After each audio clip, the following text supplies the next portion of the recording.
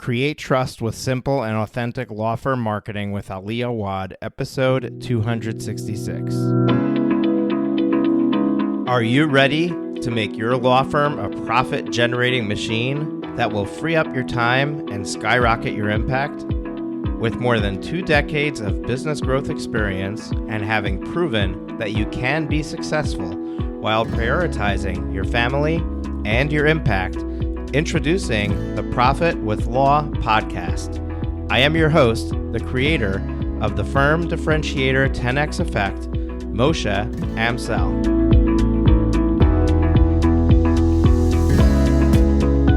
Well, hello and welcome to another amazing guest interview here on the Profit with Law podcast. I'm your host, Moshe Amsel, and do I have a treat for you? I always say that, or I believe I always say that. But anyway, what I did was I did something different with this interview. And my guest today, normally I have like a brief conversation before we start recording. We're recording the whole time, but before we start the episode. And then I do this intro as part of the recording with the guest. Well, Ali and I... and I'm going to introduce Ali in a moment, but Ali and I started to have this conversation where we started to all of a sudden go into details that before I knew it, we were 15 minutes in, and I said, you know what? We're going to have to use this conversation we just had as part of our episode because it was just that good.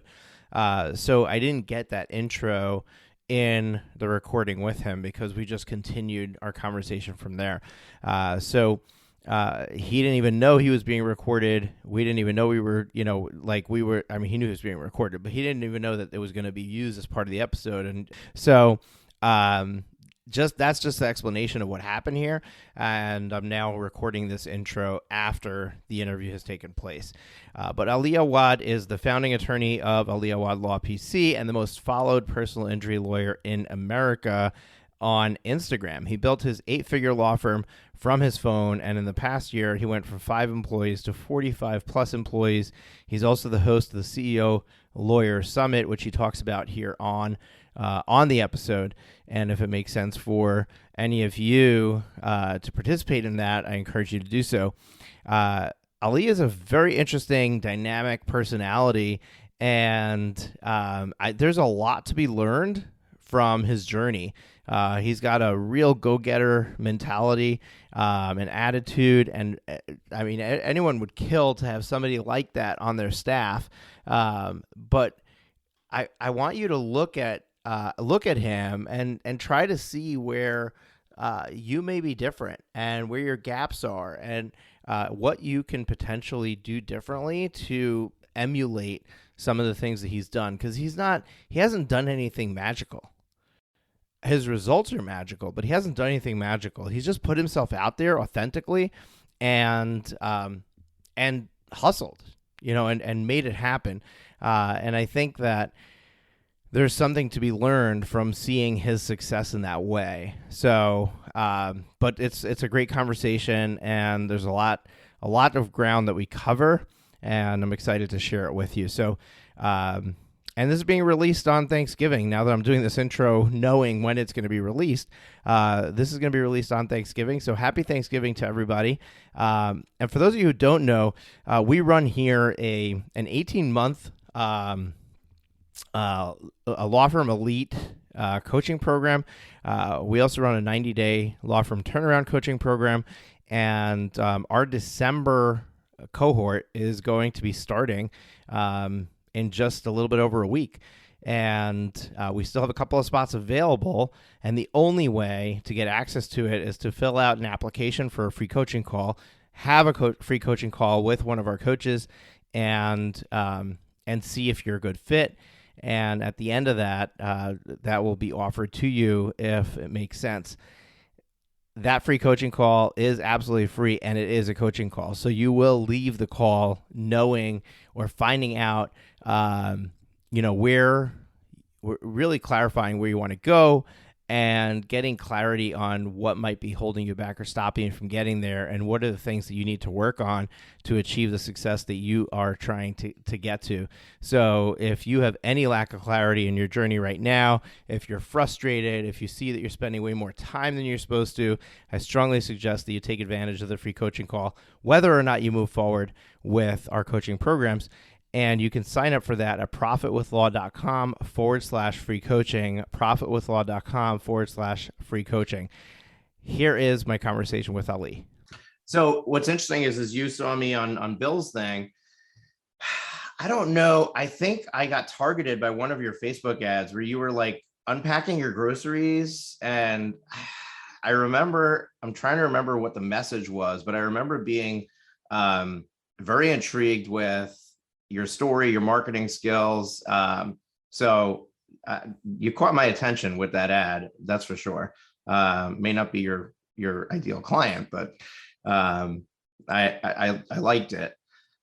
So I'm really excited to dive into your story. I think that you did something very unique with Instagram that, a lot of attorneys are trying to like figure out like what is, how do they market, but then you went beyond that, and now you're helping lawyers. So before we get started, just tell me what a little bit. I know you have a conference coming up. So tell me about that, and tell me about what are you doing with the lawyer community so that I can help you highlight that during this episode. Sure, man. So my main thing is I have a personal injury law firm in Atlanta. And now we have another office in Chattanooga. So we're in 2 states. We're about to open up a 3rd office now. 5 attorneys, 40 plus staff members. And a lot of the growth really came over the past year. So at the beginning of the year, last year, 2020, I had maybe like 4 or 5 employees. So a lot of the business is really just amplified. And I started doing Instagram videos and marketing back in 2016 when I was still working as an associate attorney for a small rinky-dink firm. The reason I quit was because I wasn't getting paid my bonuses. So I had this plan of becoming a partner and growing with them and all this stuff. And then I realized that like they just weren't appreciating me because I was bringing in the majority of the business to the law firm, and I was, fulfilling on the back end, doing all the work, bringing in the case and closing it, and not even getting paid the percentage of, like my salary was basically like a month's worth of work. So quickly realized I don't need that 40K a year job anymore. So I went out on my own 2017, started my practice. And even at that time, I had an idea because I brought in maybe. Were you doing personal injury at that firm? Yeah. I did personal injury and business litigation because I have an MBA, and I thought, maybe I'd like to learn the business litigation side. Quickly realized I hated it. And so the first year, 2017, when I quit in February of 2017, I probably brought in like 200 or 300 clients that year just from my phone, through social media. And then the following year was my claim to fame, where I spent $6,000 boosting ads from my phone and generated 3.2 million in settlements, which is a little over $1 million in attorney's fees, all from my phone with no website. I had maybe 1 paralegal at the time and no real office. I was just using shared office space. And I essentially bootstrapped a 7-figure law firm from the trunk of my car. 2019, I decided to host my first CEO Lawyer Summit because I was like, look, this is something cool. I think lawyers would want to learn from it. Well, I ended up getting sort of diluted with my time because the summit and the media company that I started in 2019 started taking up a lot of my attention. The summit was a success. My law firm did not grow from 2018 to 2019. I was bringing in a lot of cases. I was like, how do you define success with the summit? The turnout that we expected. Okay. We were trying to get, we did it at the law school. We had 100 tickets that we wanted to sell, and we had lawyers from basically all over the country that were flying in. So we maybe had like 12 or 13 states that were represented. And I wanted it to be more of a seminar style. So I spent 2 days really diving deep on like, here's all the different ways that Instagram marketing works. One of the people that was in the audience was none other than Alexander Shunnarah. And he's the biggest law firm owner in Alabama. So when he came, he brought, his two people. And even at that time, I was still very expensive on my pricing because I'm like, look, if you don't appreciate what I'm going to teach you, then, then I'm not going to sell it. So since then, he's kind of just become a friend of mine. And I think, word got out that I'm doing my social media thing. 2020, thank God for COVID, because if I would have done a summit again last year, I think it would have had the same crippling effect on my business. But because I didn't do anything in the media company last year, I was just selling courses. I essentially recorded the summit and then sold them as courses. And then throughout the year, just to stay relevant, probably the ad that you saw was either for like my 30th birthday or advertising for the summit or something where I'm like, look, just less than the price of groceries, I'll teach you my 5 best performing ads. Right. So I still do that stuff because I watched Billy Jean do his thing, and I watched, Ty Lopez, and these are the kind of people that I, was studying to see how they were building their businesses. And I learned that the people that teach usually make more than the people that do. And you and Bill Hauser will get along really well because that's exactly like the type of people that he's attracted to. Yeah. Like the Grant Cardone, Ty Lopez. He never mentioned Billy Jean, but I bet you he's had Billy Jean on his show already. Yeah, Billy Jean was interesting because when I graduated from law school, I was watching his content. I was watching Ty Lopez. I was spending my time around a lot of these social media influencers. I was getting into masterminds, and like these people were making way more money than like all the lawyers that I knew. I'm like, there's got to be a way that we could take the digital marketing stuff and apply it to law firms. The problem was no one had done it. No one had done it successfully. Well, there's 2 problems. So that's one problem. The other problem is that most law firms don't have the business model to support that kind of marketing, right? So personal injury is the one model that doesn't really need to be fixed, right? Because you're on commission. You get to basically determine the value of your client. And that's really where attorneys need to be if they want to be successful, because otherwise, when you're just billing hourly and you're marketing lawyers' time, there's no way to invest heavily in marketing because the ramp up would need to be so extreme in order to get to the point where that marketing is paid for. Because you're essentially, you're no different than a catering service renting out waiters. You're essentially just renting out attorneys' time to people, and that's where you're making your money. And you need to really rent out a lot of hours in order to make that work. So I think that the business model in the legal industry, the traditional business model, has to change in order for them to be able to invest the right way in their business, to be able to have something like this work. Well, a couple of things. I think there's always the assumption that personal injury lawyers are always killing it. When I'm hanging around other personal injury lawyers, I can guarantee you most people are not doing as good as you think they are. Second, most of them do have a broken business model, because even when you work on a commission basis, you don't know the quality of your cases. And if you don't know proper medical management and know what buttons to press with pre-litigation, here's the business model of every single law firm in America that does personal injury. We bring in the cases, we send them to a doctor, or they go to the doctor of their choosing. When they're done with treatment, the doctor will tell us, they'll send us the notes, and we send a demand. We negotiate with the insurance company. If we don't like the offer, we send it to litigation. Okay. That means that your only resource, your only trump card that you can play is filing a lawsuit. How scalable is that? You need attorneys for that. You need attorneys to go to hearings and depositions and trials. You can't send a paralegal.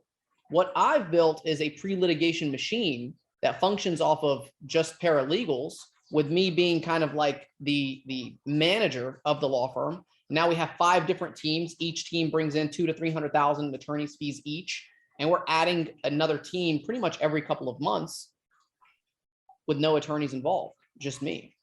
And we did that by studying the insurance company software systems. Well, not me, for several years to figure out what it was that drove value on these cases. And it really came down to the medical management and the diagnostic imaging.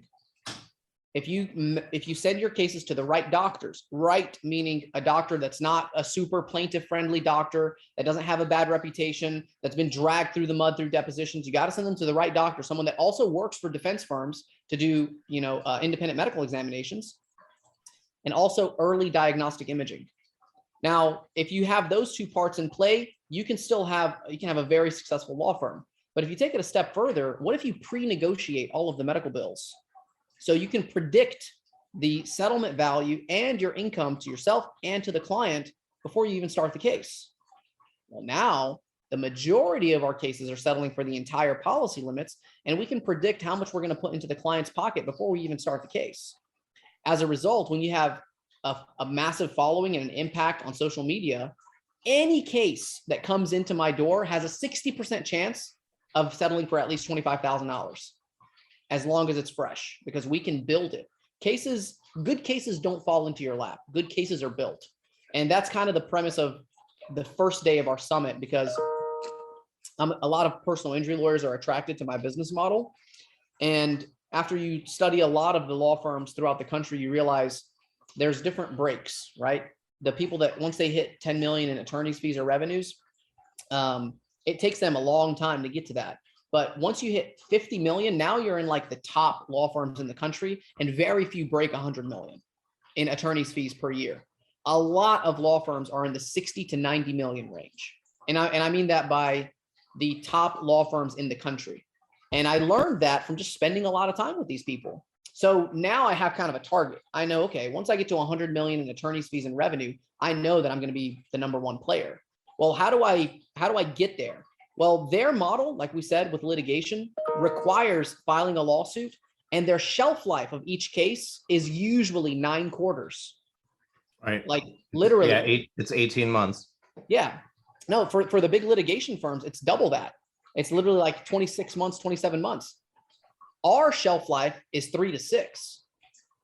So even if I don't settle the case for incredible value, right? Because most cases only have a $25,000 minimum policy.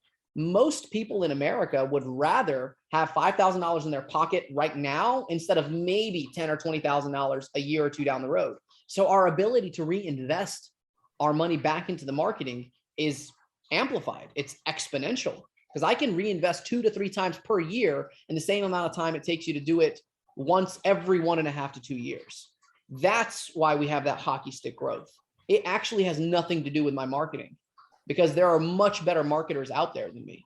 The problem is that their original business model for personal injury relied so heavily on attorneys. Attorneys require getting a percentage of the attorney's fees. You have to keep them well fed. Otherwise, they're going to leave and start up their own practice. The barrier to entry is so low to become an attorney these days. If I could do it from the trunk of my car and literally become a millionaire in the first year, it's a very attractive proposition. So you can only recruit top litigators that add so much value to your cases in a way that they can't do on their own.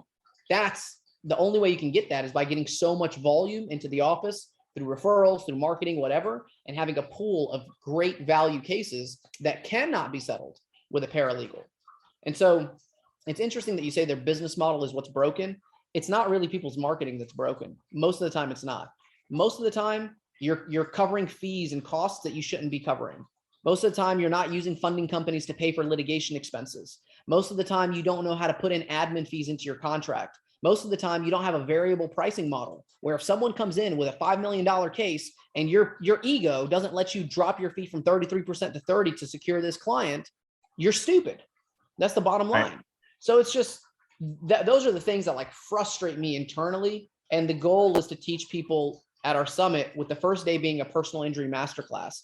We're bringing in some of the top litigators to kind of present on how they add value on their cases, because I know that it brings people, in like, oh, wow, this person's going to come and speak. But really, it's kind of opening up Pandora's box and educating these lawyers like, look, your business, you need to spend time building up that business model. And if you do it like this, look at the amount of scalability that you have. You don't even have to rely on lawyers. And you can take it as far as you want. You can even take it to virtual assistants. A lot of the stuff you can even automate if you really break it down into individual tasks. That's what's going to happen. And the firms that don't figure that out sooner rather than later are going to get crushed or bought out by private equity. So people look at me as an Instagram guy. Dude, that's just what you found out about me. I'm looking at the overall health and the wellness of our entire legal industry as a whole. We are on the cusp of having private equity involved in all law firms. And when that happens, your margins are going to get crushed. You think it's expensive to market now? Wait until JP Morgan gets to buy into law firms. We have Esquire Bank now. They're literally like a kid sitting at a buffet table with no one else there. What happens when all these other banks get involved? You got to get in, got to get right or get left. That's what I like to say, man. Yeah, absolutely. So quick question, because we kind of jumped into this conversation, which went a lot deeper than I thought. When we start the podcast, we allow you to introduce yourself, let people know who you are if they never heard of you. So Ali, I want to just give you a moment to, you covered some of your story, right? You started in 2017, you came from another law firm, but tell us a little bit more about your story, running your firm from the trunk of your car, what motivated you. And then I want to circle back to this conversation because I have a number of follow-up questions on some of the stuff that you shared so far. Awesome. Well, my name is Ali Awad, and I help injured people make a lot of money. That is my catchphrase, and it works. It used to start off as a joke, and now it's kind of caught on. I'm a personal injury lawyer. I'm based in Atlanta, Georgia. I have offices in Tennessee and in Georgia. My current firm size, towards the end of 2021 is 5 lawyers and about 40 staff. We expect to double by next year, just as we've doubled every 3 months for the past 18 months. My claim to fame is really just Instagram marketing and using digital marketing. My tag on social media is CEO lawyer. I think I'm one of the most followed injury lawyers on Instagram. And I've built a social media following actually from the Snapchat days, starting with Snapchat and then using Facebook organic and then spending some time on Instagram. Now we're kind of on TikTok. You test a little bit of Clubhouse, right? So there's so many different social media platforms and we're omnipresent on them. And now my firm has kind of gotten to a point where it runs on autopilot. I get to spend most of my time marketing and meeting with incredible people, getting to do awesome shows and teaching lawyers how to build their business through social media marketing and the infrastructure for systematizing every aspect of their law firm so that they can step back and enjoy life a little bit. And that's kind of the short and skinny. Awesome. This is what an amazing story of rapid growth and accelerated growth. And I want to dive into that. But before I do that, clearly you have an expertise in social media that a lot of people wish that they did, or, they find it elusive. And I think that some aspect of social media comes natural to a certain demographic, a certain age group that grew up with it, or you're a young guy, and a lot of people who are a little bit older grapple with, they're using social media, but not in a way that like they're willing to put themselves out there, that they're having just forward conversations with people on social media. Also, you laid out a case in the green room that we now shared with everybody on how you're using social media to kind of get people who are injured, who maybe are not at the point where they're looking for a lawyer yet, to become visible to them, so for them to realize, wait, I need to involve my attorney much earlier on in the process, not after I went to the doctor, but maybe before. And I think that might be part of your recipe for success. My question is do you think that what you experienced with Instagram and whatever other social media platforms you've used is specific to personal injury, or does it really translate to any area of law? Because that's the first thing, like people start listening to the podcast, like, well, this guy's a personal injury attorney. I'm a family attorney. It's not relevant to me. Next, right? How do we get whoever's listening to be interested in this topic? Is this something that translates to them? Yeah, I'll tell you how. If you can do it in personal injury successfully, you can do it in any other market way more easily. Personal injury is by far the most competitive and most expensive market to compete with and compete in. So, and I'll explain it in very general business terms, where personal injury is a reactive business and almost every other type of law is proactive. As a family law attorney, as an immigration law attorney, as a bankruptcy attorney, as a credit repair specialist, You can put out an ad on social media or a video on social media to elicit a reaction from someone that causes them to click on that button and essentially buy your product or service right there on the spot because of your ad. With personal, and that's called a proactive business, meaning I can put out an ad and get money. It's almost like e-commerce. In personal injury, it's a reactive business. The only way that I can get people to hire me is after they've been in an accident that is not their fault, that does have sufficient insurance coverage, and they're willing to see a doctor. And hopefully they didn't wait too long to either go past the statute of limitations or waited too long to establish a gap in care in their case. I have so many more barriers as a personal injury lawyer. And if you really take it another step further, it means I'm in the branding game, which is a very expensive game to play compared to lead gen. Now, you can look at just the basic metrics and the basic data of every type of law firm nationwide. Personal injury, the cost of client acquisition is going to range between $1,000 to $2,500 depending on your market. Family law, it's low three figures, if not two figures. You can get family law leads. You can get family law leads for 25, 50 bucks. You can get immigration law leads for pennies on the dollar. You can do it almost completely organically. So I know in the beginning, it's like, well, this guy's a personal injury lawyer. They make a lot of money on their cases, so they don't have to worry about it. They can afford to spend all this money in marketing. Then why don't you do it?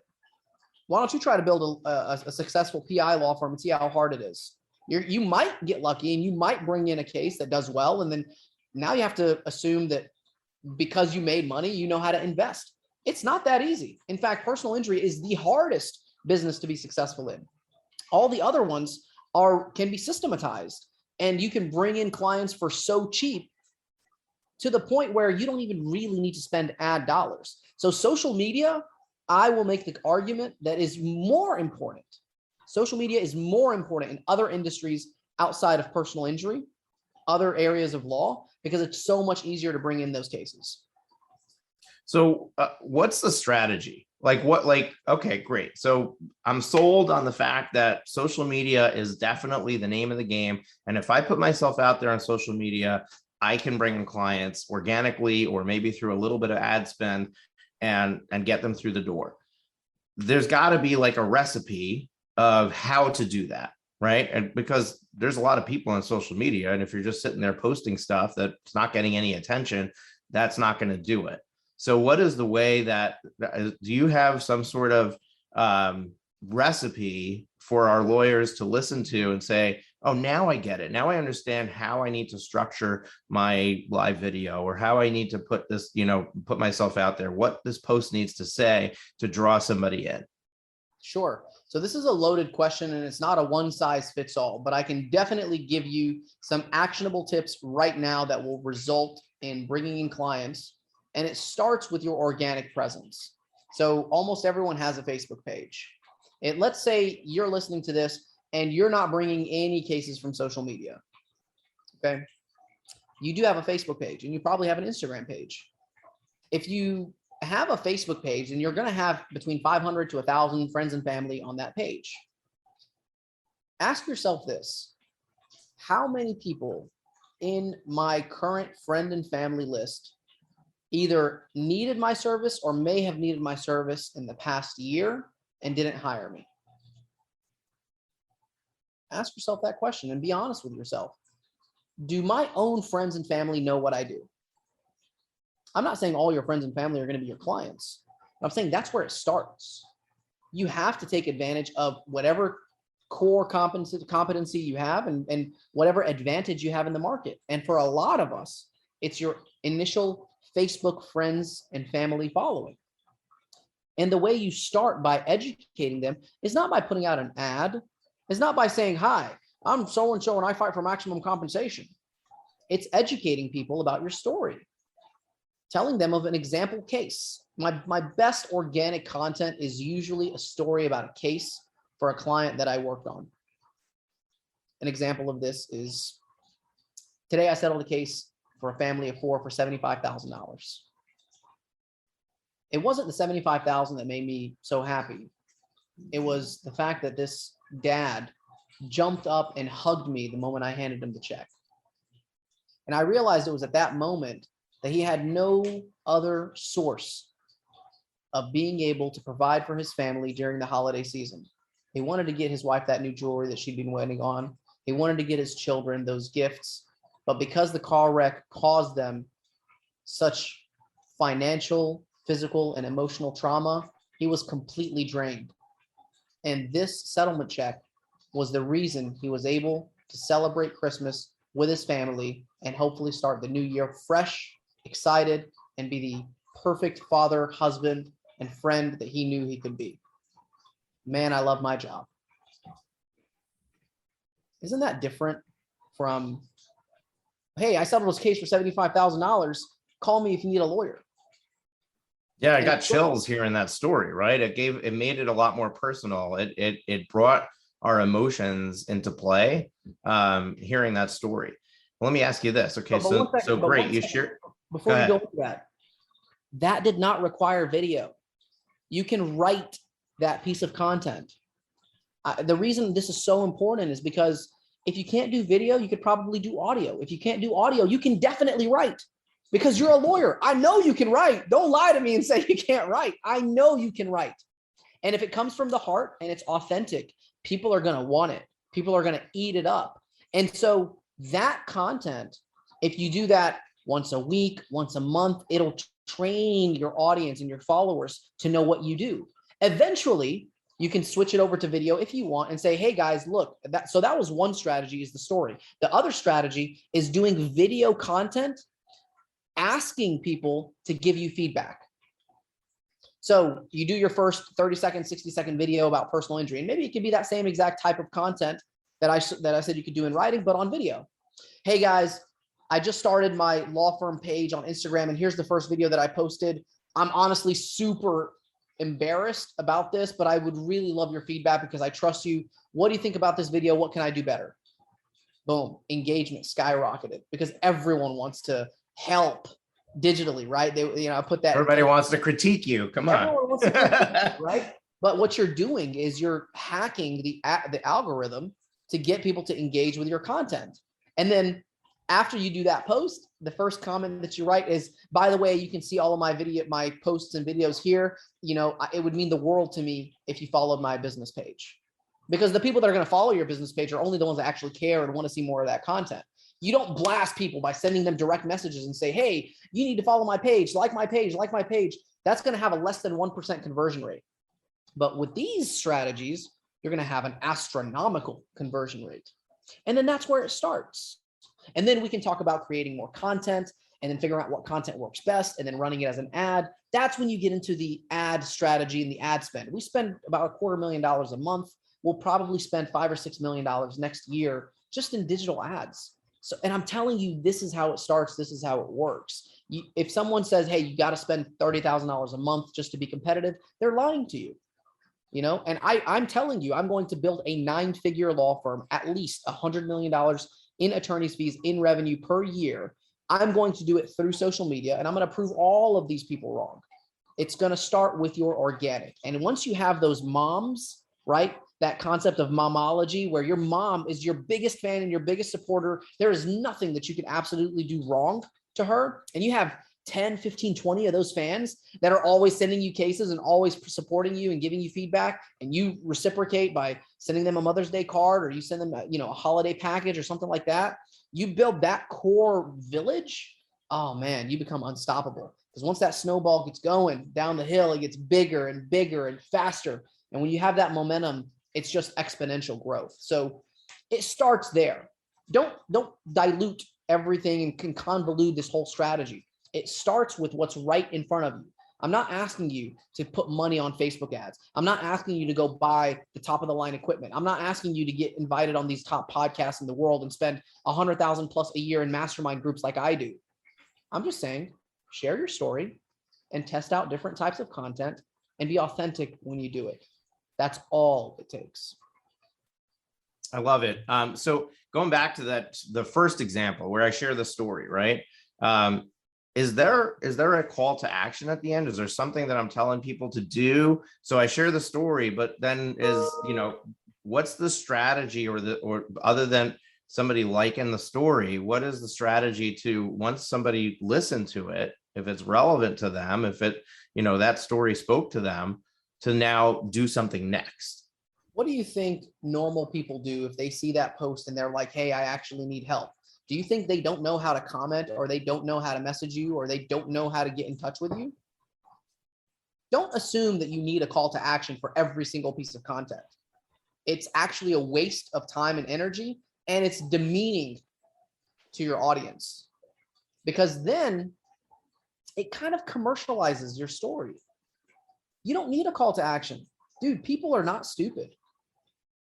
If you're just sharing your story and sharing your content, and if you look at my content now, I'm not always advertising. I mean, very, very small percent, less than 10% of my content is actual advertising.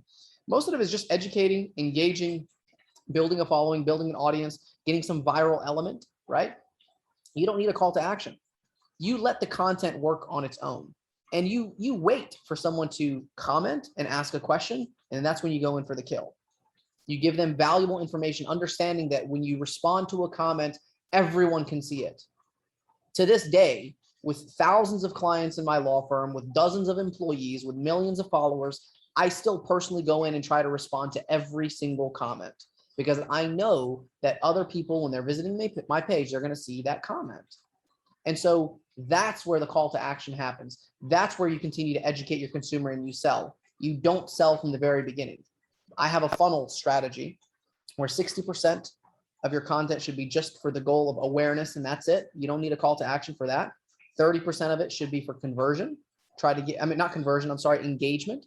I want likes, comments, shares, saves, and reactions, right? And there's an order of operations on those for which one is the best.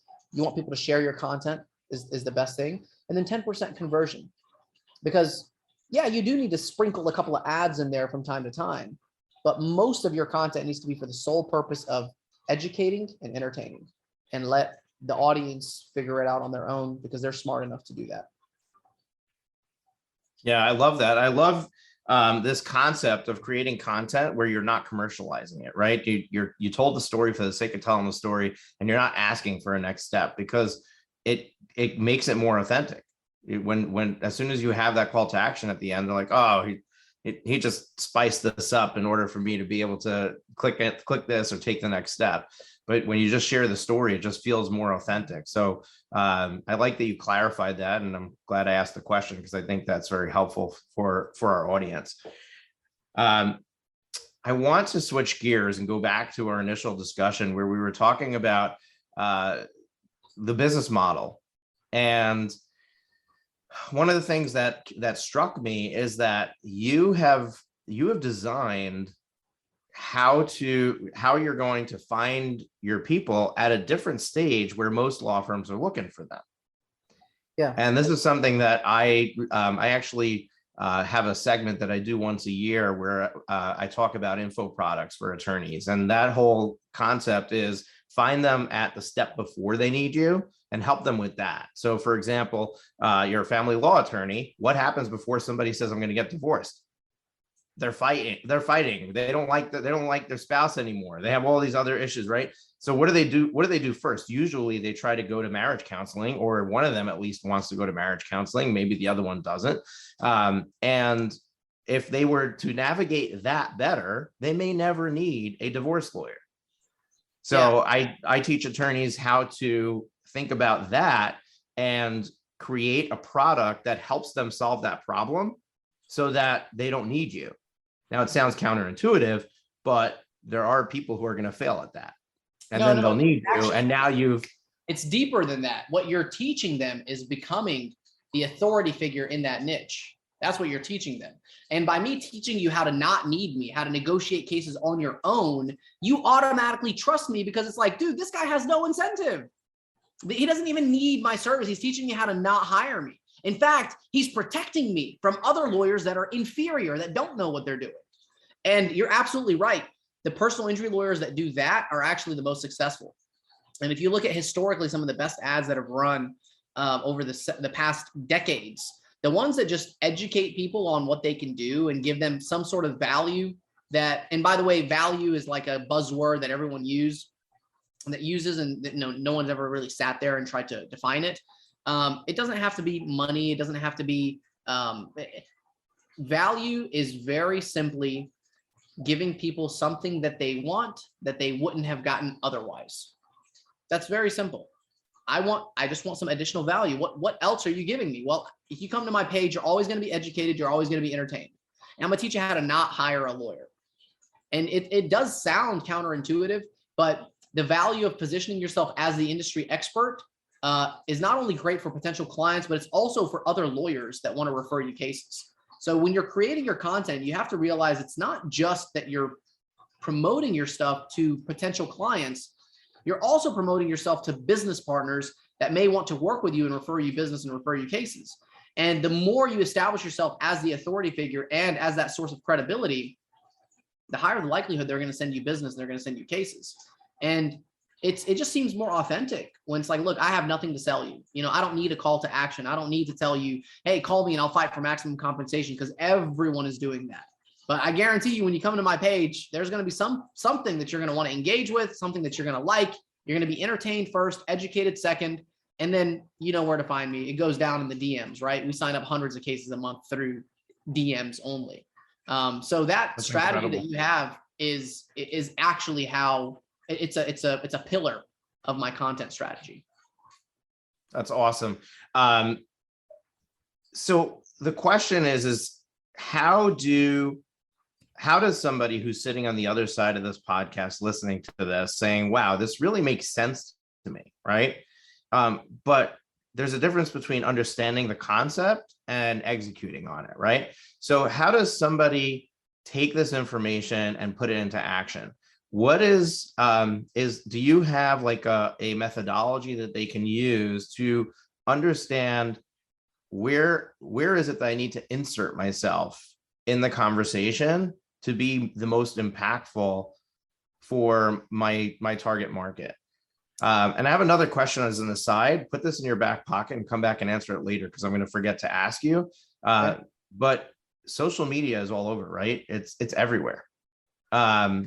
And you have a practice that's very geographically situated, right? So the fact that you're CEO lawyer, hashtag CEO lawyer, top lawyer on Instagram, you know, people all over the place are watching your stuff, learning from you, following you.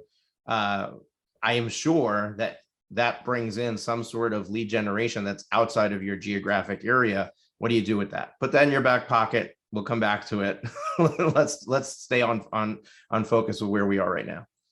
I'll tell you this. You know, you can take a horse to a pond, but you can't force him to drink, right? We are in a world where there's information abundantly everywhere that you look.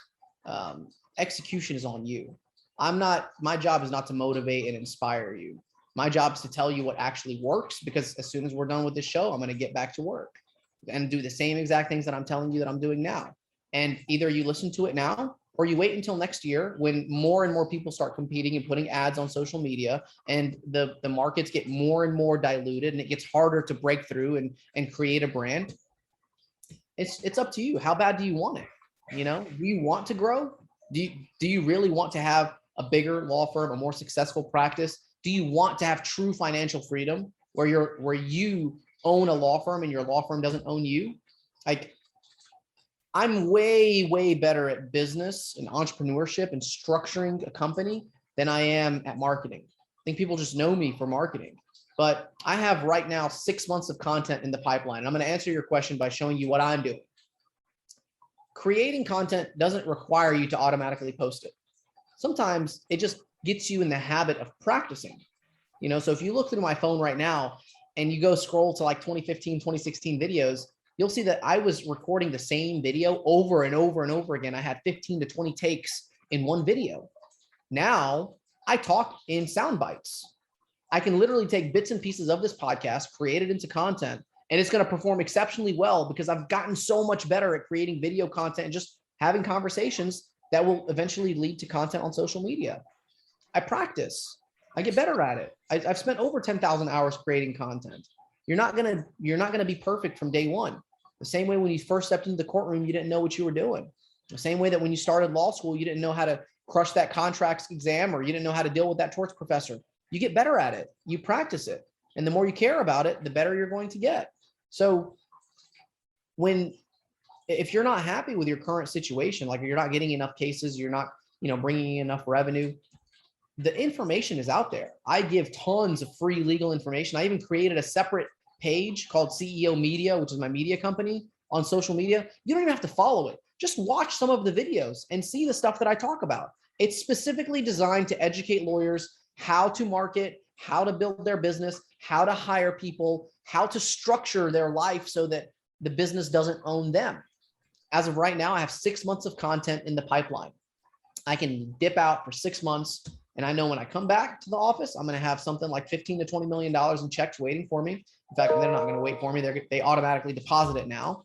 I don't have to be involved on social media and posting content because it's all automated through softwares like Hootsuite and Loomly. My virtual assistants can respond to all the comments and messages that come in. My entire intake team has access to all of my messages through a software called Mobile Monkey.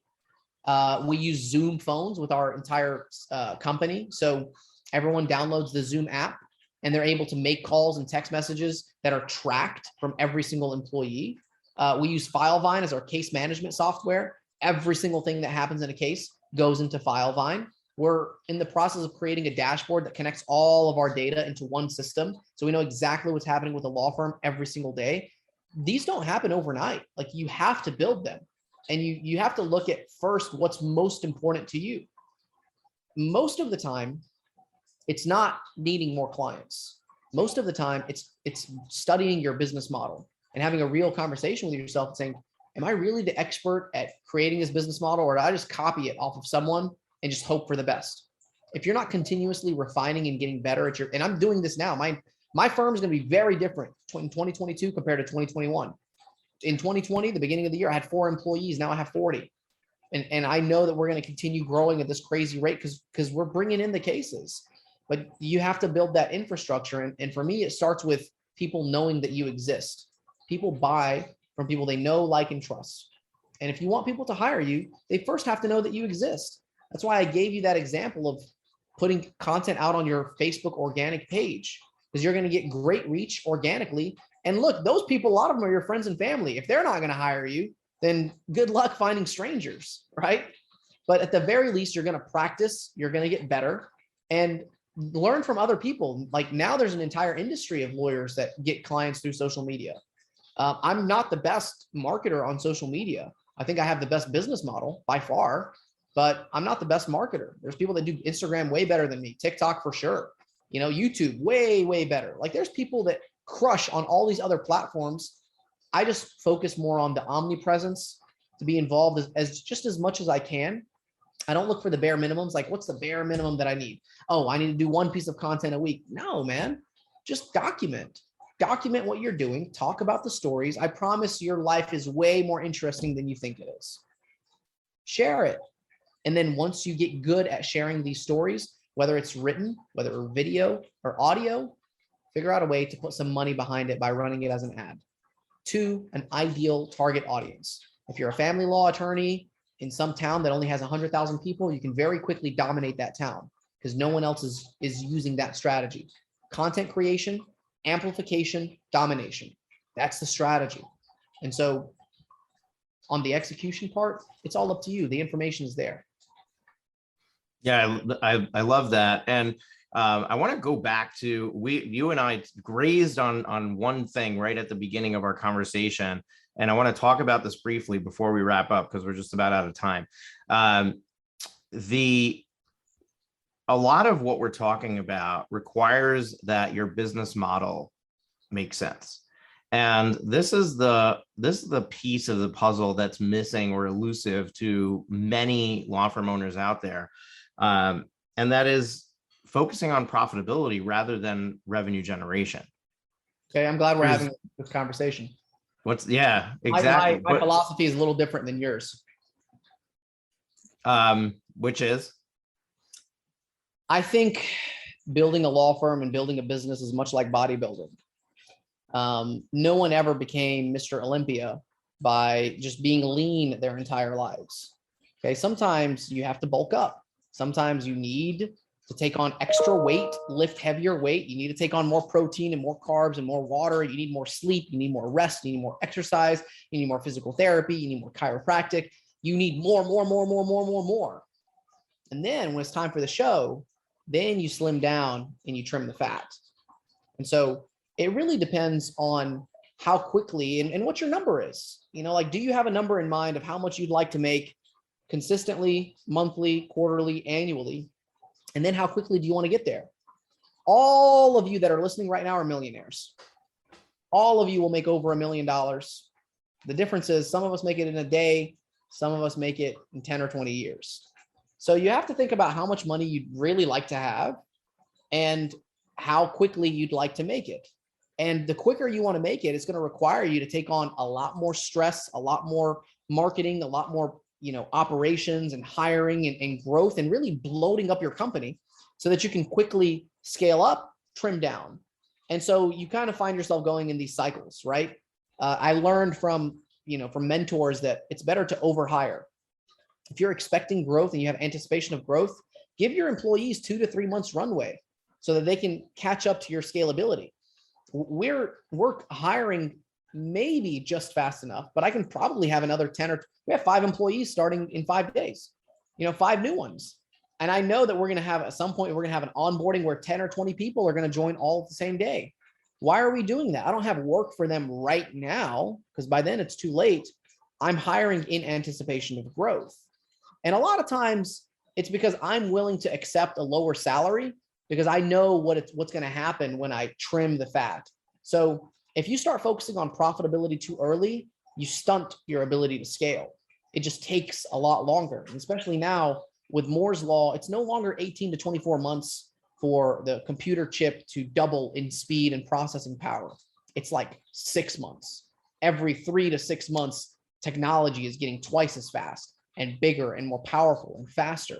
So you should be in a rush. You should have a sense of urgency to want to grow your business and force yourself into that growth because you know that a year down the road, 2 years down the road, you can cut it off at any time, trim down the fat.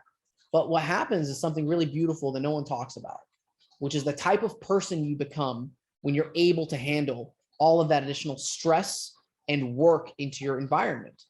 And so when you get to that point where you have, let's say, hundreds of employees or dozens of employees, and you're bringing in millions of dollars, and then you intentionally scale back because you know it's going to maximize your profitability, you end up in this state of bliss where it's like, I'm intentionally taking less money in terms of revenue because I know that it's healthier for my organization. I can spend more time with my family. My employees are going to be happier. We have an unlimited paid time off policy. Starting next year, we're going to go from 70% payment of health insurance to I think 90 or 100% on their health insurance. We're going to have the best benefits in the game. Like, I'm in a retention game. I'm not in the marketing or the business game. I'm in the talent acquisition game and the talent retention game. So the reason I think that this is working all at the same time is because I've sold this dream to all of my employees and they believe in it.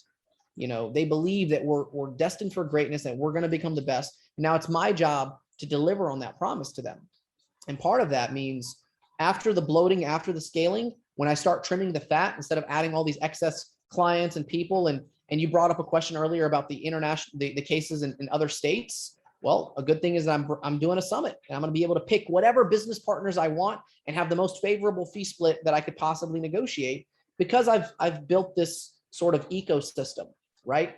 But next year and the year after, we're going to be focusing on trimming some of that fat, supporting them with virtual assistants, automating a lot of the processes, utilizing artificial intelligence. This is the direction that we're going. And it's going to allow my employees to become so highly paid and so well respected and so appreciated that they don't even think about going anywhere else. They love being here. They want to be on the winning team. And I don't intend to lose anytime soon. Yeah, so it's interesting because you started off your response, and I love your answer, by the way. You started off your response with saying that, we look at this differently. Like, we have a different philosophy on this, and I don't think we're that far apart. I also agree that you need to invest in your business. I talk all the time about, look at a doctor's office. When a doctor needs to set up his practice, he's got to invest $700,000 to $1 million in equipment. office space, examining rooms, all that stuff, just to be able to see patients. And lawyers, when they go to set up shop, they think that they can start with no investment at all. And the reality is that at every step of the way, we need to always be investing in our business. We need to always be putting money back in. We need to always be figuring out what is the next thing I can invest in to be able to grow. So I absolutely resonate with your bulking up example. But where I actually wanted to go with this question was, or just the statement, is the fact that you have 5 attorneys and 40 support staff. Yeah. The fact that you have built a practice around a bigger picture of the business model, where you understand that if I was just going to hire attorneys, there's no way that I can make the kind of profit that I want. And I think that that's really where everybody needs to take a step back and look at, because what happens is that most lawyers start their firm by looking at where they've been and how the practices were there, and you adopt the business model of the place you're coming from. And the reality is that the business model from the 1990s is broken. We're in a different world today. Clients don't want to be billed hourly. They want to know what it's going to cost them. They want to know what their upfront fees are going to be. They want to know what they're on the hook for. They want to know. They want to be able to text you for updates. They don't want to sit in your email and go into your crappy portal. You know, I've hired other attorneys that I've fired, and even after giving them a $5,000 retainer, I'm like, screw it, keep it. You don't see the value of a relationship with me. They want me to only communicate with them during a specific amount of time through their portal. I don't want to do that. I'm the client. I decide how I want to be communicated with. So you got to cater to the clients. And, you know, I in the beginning, my reinvestment was 90% marketing. And 90% of the revenue that came in, I put it back into marketing. Everything else was just, you know, software systems. I didn't pay myself a salary until 6 months after I hired my first full-time employee. Like, my employee was making more than me in the beginning, but I knew, because I had a pipeline, like eventually I'll be able to pay myself and do better. But the concern that I have is that too many attorneys look at profitability instead of scalability and the shelf life of their cases and the tasks that each employee is doing. I think too many attorneys law firms are lawyer heavy. They let lawyers do non-lawyer activities all the time. I absolutely agree. I think that people need to very quickly recognize that 90% of the work that they're doing does not need to be handled by an attorney, does not even need to be handled by a paralegal. You can train a monkey to do most of what you're doing. And that's the thing, is go out and get yourself inexpensive staff to do most of the work. The problem is that if your business model doesn't support that, because you can't bill somebody who's not educated, who's not a paralegal or an attorney to your client because you're billing them by the time, then you can't do that. You can't go out and hire all those people that makes the most sense for you to hire. So you have to adopt a different pricing strategy. And for personal injury, it's easy, right? Because it's I take a third, or I take a little bit less than a third in your example, right? But for many other practices where you're coming from an industry where you just charge a retainer and then you bill them hourly, that is the most inefficient system possible. And it forces you into this box where the attorney has to do the work. And it's not in the best interest of the client, but it's not in the best interest of the law firm owner either. And I think that looking at your firm and seeing your growth, what I think is the biggest takeaway for our listeners is not the rapid acceleration of growth. It's not the success you have on Instagram. It's the fact that you have a law firm running with 5 attorneys and 40 support staff. That's what people should be focusing on, because when you go to hire people, your first hires shouldn't be an attorney.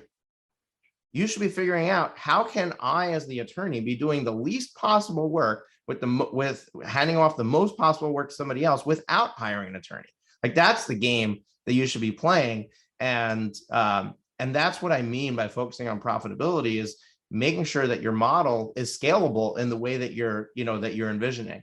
Because if the math doesn't work today with you, who's free, essentially, how do you think that you're going to make money when you hire an attorney who's costing you $100,000 or more a year? And that's where I think that people need to focus on. Yeah, no, you hit the nail on the head, because the law firm, the pre-litigation department, which is run mostly by paralegals, is the most profitable part of our business. The attorneys are there. They're not profitable yet. They're there because I'm going to invest in them and build a litigation department and workers' comp department over the next year, 2 years, 3 years, and it's going to become profitable in 2023. So I'm consciously making that decision to invest in these attorneys, not because I absolutely need them, but I know that the ROI of having attorneys be able to file a lawsuit on any case whenever I want drastically increases the value of my cases firm-wide.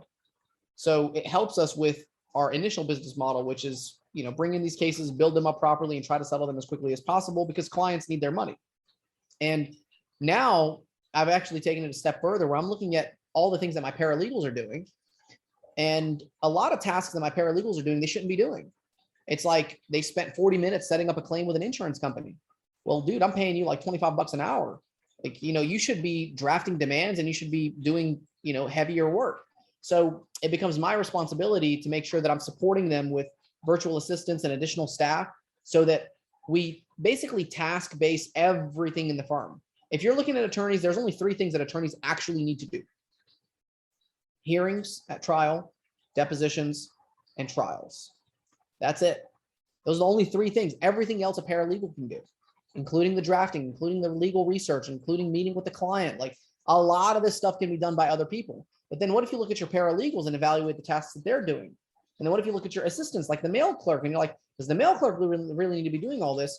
Or are they much smarter and can we just automate that that part of the process? And so studying that business model is where you're going to find that gold. It's never in drastic changes, right? If you've already built $1 million business, you don't have these massive direction shifts.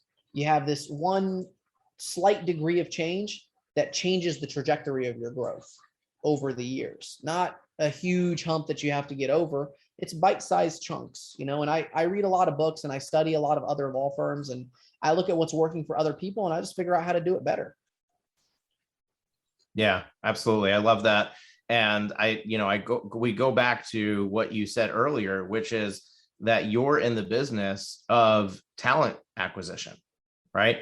And that's what people need to recognize and embrace, is that really the way that I'm going to create the freedom that I want in my life and the wealth that I want to create and the future for my family that I want to create is by bringing on people and making money off of the work that they're doing.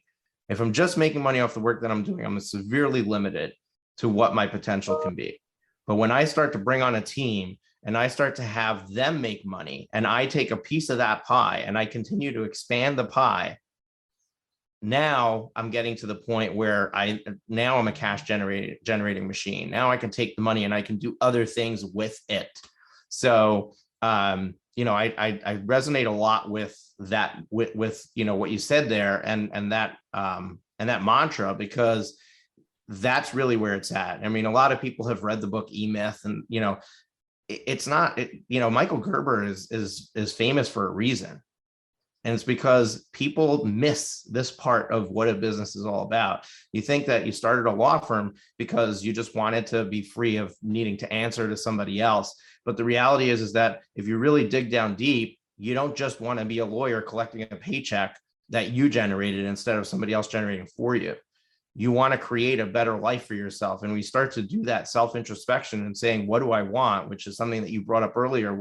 Ask yourself, what is it that you want? Do you have a number in mind? Do you know what you want to create? When you start to look at that, you have to then translate that into a business model that's going to work for you, into one that works with your life. Like, some people are single, no attachments. You can, and your business model will work very differently because you have the freedom to do things like that, where somebody else might have 5 kids and they have to generate money for their family right away. They have to harness a different model. You got to choose the right model for you, understanding the big picture of where you want to go. And Ali, by the way, you're absolutely right. That is how it works. When I started my law firm, I intentionally said, I want to be able to run my business from anywhere in the world.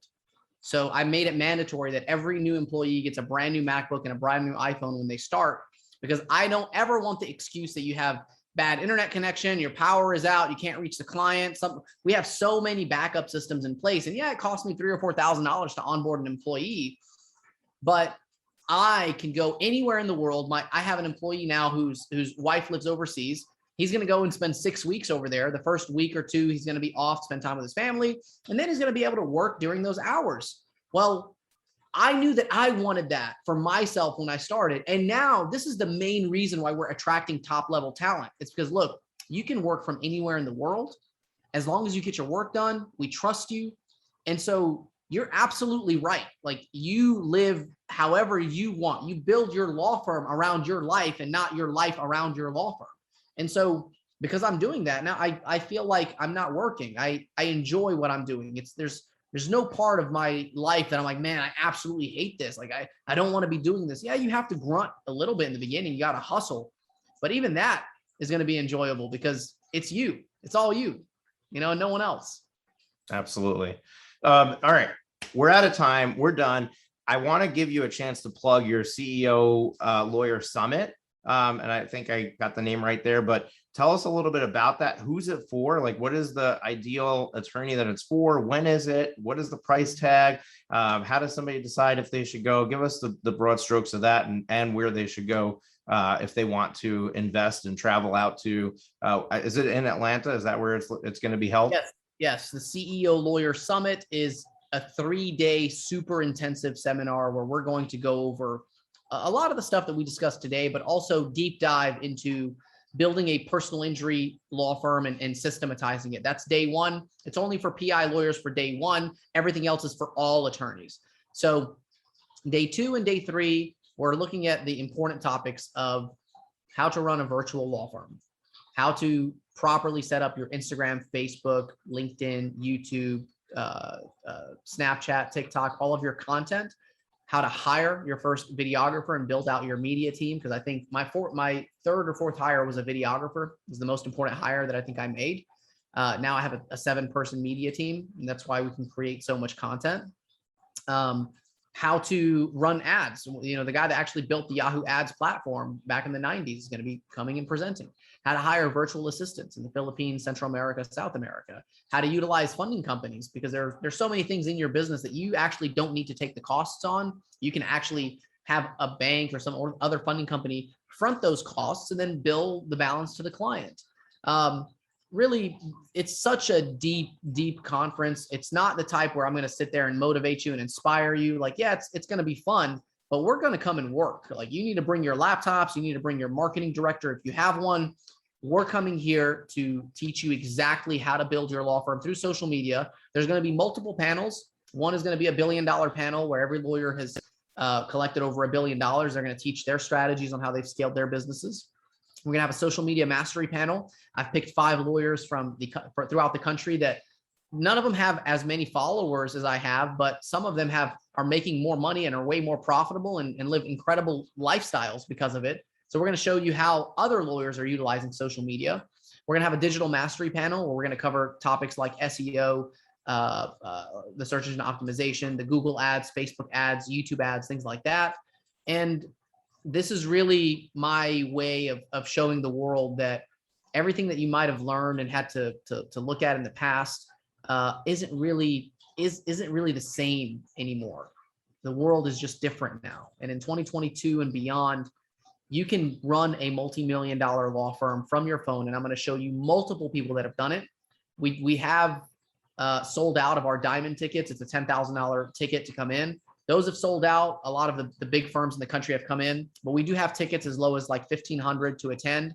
The silver tickets, they come with for days 2 and 3.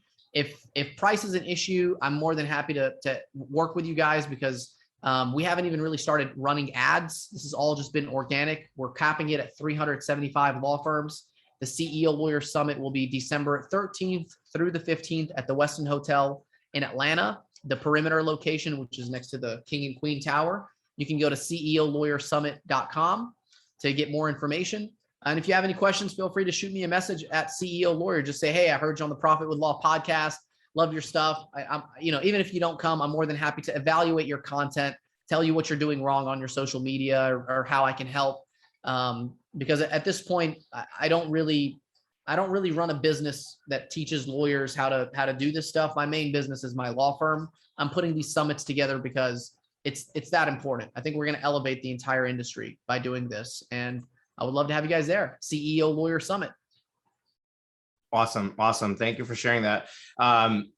Folks, go check it out. Listen, in-person events, 3 days, being deep immersion into content that's relevant for your business. It doesn't matter who's putting it on. I'm a fan of it. I think that you should always be investing in yourself and investing in your growth.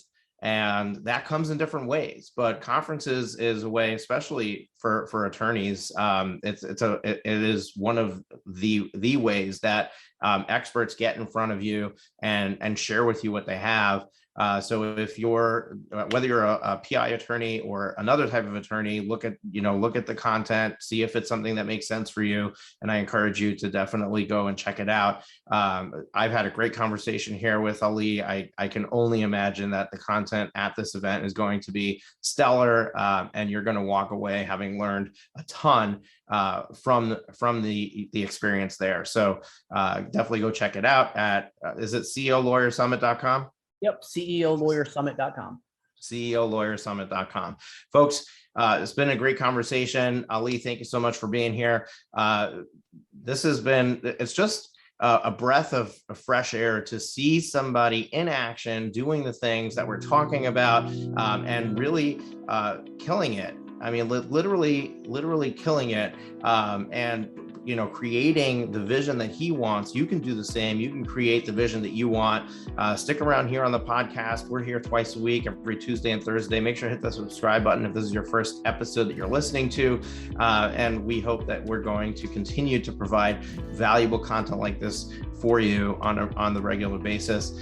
Ali, thank you so much. Folks, take care. Until next time, we'll catch you then. Have you been enjoying the show? We sure hope so. To make sure you never miss an episode, be sure to hit the subscribe button in your podcast player app. Next week, we will be back with more valuable resources and ideas on how to break the mold and take your law firm to the next level.